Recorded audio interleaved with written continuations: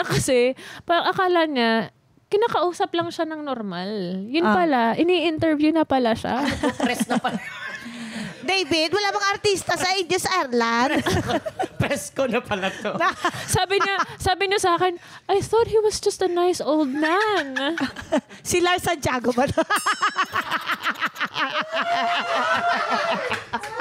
Tito Lar, love you. Si Tito Lar, ang cute naman.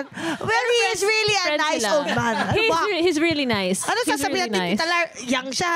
Di naman siya old naman talaga si Tito Lar. Tito Lar. Talaga mahilig ka mag-name drop. Huy! Nalaan ko lang naman. Di ba old si Nelson Canlas? Oh. Bakit ka pa kasi sinabing old? Ewan ko sa'yo. Ikaw nakahilig mo bigyan ng clue. Ayaw kasi sabi niya, akala na daw tito ko. Kasi tito daw tawag ko sa kanya.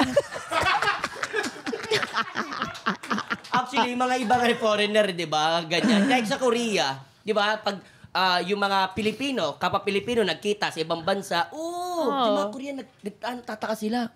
Why they're so close? Why they're so close? Are they family? No, they're just friends.